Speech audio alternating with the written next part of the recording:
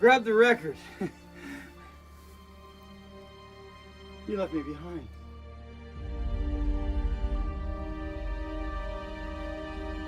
The record. Arch will play it again, again.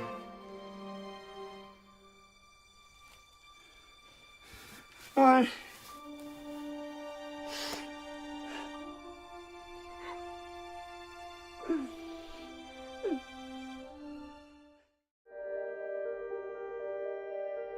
One of the most fulfilling things is seeing the pages you wrote, the words that you wrote, the lines that you had people say finally get produced and see them on the screen for the first time. That was just a mind-blowing experience, you know.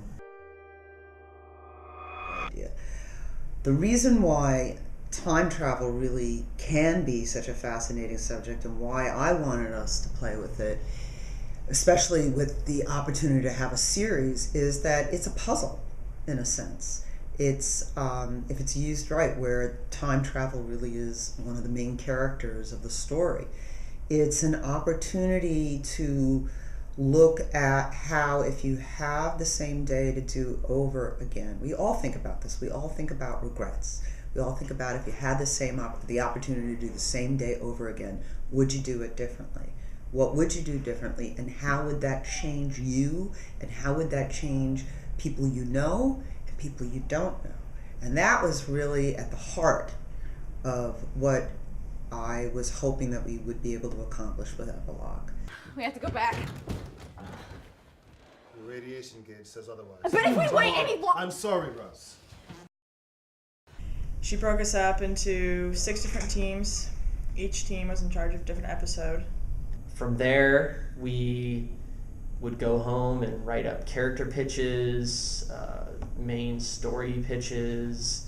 Someone would think of an initial idea, and we would mold on that and sculpt it into what we needed, and that's what would make the final cuts. One of the ones that I wrote, I actually wrote Arch, but Arch shifted quite a bit. Arch is obviously the lab technician, and I'm really glad that Nathan Shelton was the one that got to play that part, because I think he really made it come through. Originally, I wrote it as a girl, and then we decided to keep it gender neutral, and then over time it became male. So that's kind of one of the more fascinating things of seeing how variables are up in the air, and they kind of shift while they're up in the air until they finally come down to the ground and we see what we actually have.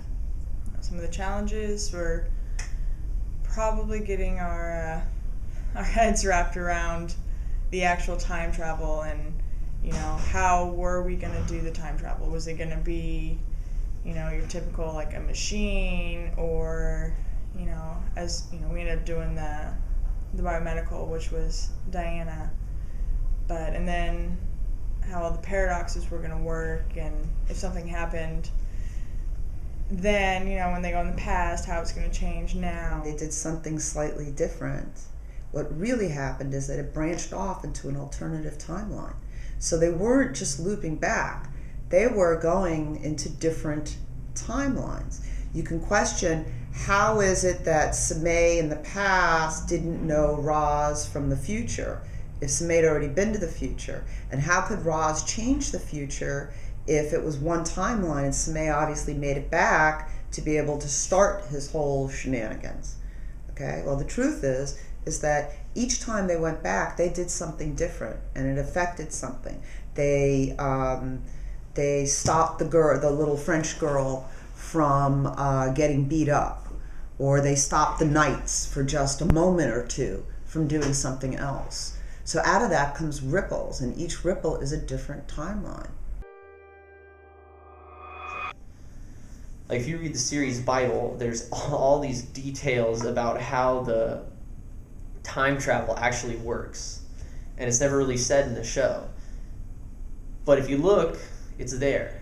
There's hints of it there. A great example would be the dematerialization effects. That all came from development at the beginning. When we sat down and wrote that series Bible, we were like, okay, how does our time travel work? Well, we got a serum. How do we make the serum? Well, we take an object that was made from at the time that we want to go back to. we take samples from it, and there's a time signature on these samples, and by combining it with some radioactive isotopes and some other things, we can create this serum that can send you to the time that object was created. When we say created, we mean something like, when a pod is created, it's heated to crazy temperatures and it goes through all this material stress.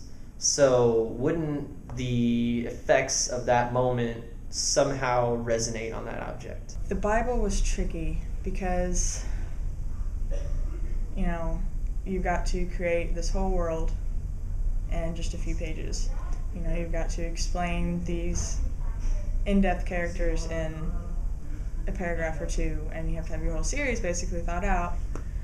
You have to kind of come up with themes as to what the series is about and kind of what the episodes rotate around, such as if you're going on with time travel, how much should you think about regret, and should you really be changing things, or is regret just inevitable?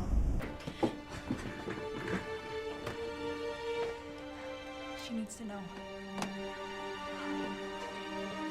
Is this some sort of a joke? I'm looking for Hannah. You think you're funny? Why are you using my brother's account? You're Brandon's sister? My brother died years ago. Not again.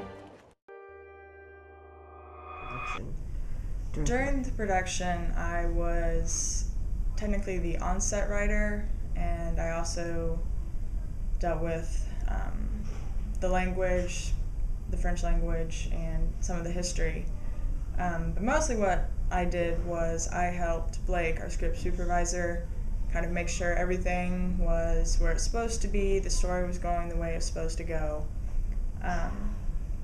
But there were a couple of instances where we had to do quick rewrites on set because, something happened, something went wrong, we missed a shot that we couldn't get again. So we had to put our heads together and just rewrite something real quick and cover some, as many of the holes and mistakes as we could. And then, of course, on the set, you have rewriting all the time. Some of it was due to continuity mistakes. But out of the continuity mistakes came some fabulous last-second saves. For whatever reason, there were segments where he was supposed to have a black eye in France that weren't, where he didn't have one. The makeup wasn't put on, he didn't have a black eye. And so we were like, oh, this isn't going to make sense. And so to fix it, Diane and Karman got together and they rewrote a scene and actually just commented about it. We were able to tie in another aspect of the time travel and just reiterate that, if we do change something in the past, it does change something in the future. The more things change, the more they change. Plus ça change, plus c'est la même chose. The more things change, the more they stay the same. Those French. What do they know about time travel?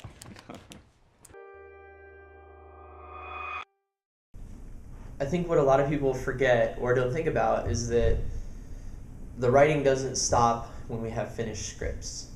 A lot of people think there's a specific process, writing, pre-production, production, post-production, and that they're very chunked out and separated, but the writing, especially, happens throughout the whole process.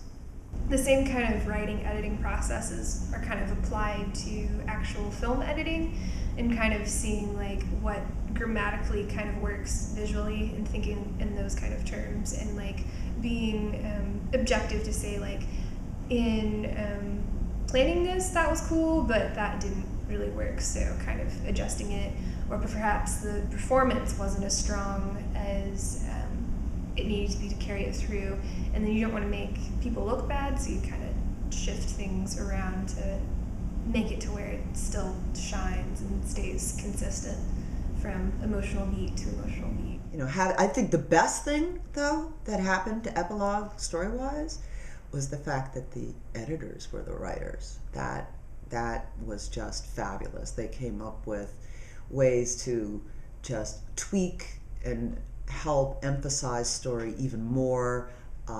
We found little holes because nothing's ever perfect, and they found holes and they helped fill them. There was some continuity errors, and in cleaning those continuity errors up, they helped to reinforce the story in ways that, you know, the footage just wasn't there, but with their bag of tricks, they were able to make it there. And I think that's probably the biggest secret ingredient to Epilogue's success. Okay, here we go. Just like Ross said, grab and go, aim low.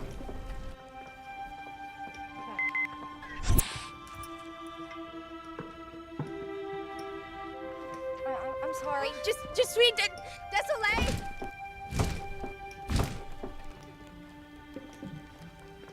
Okay. Now. Oh, gotcha.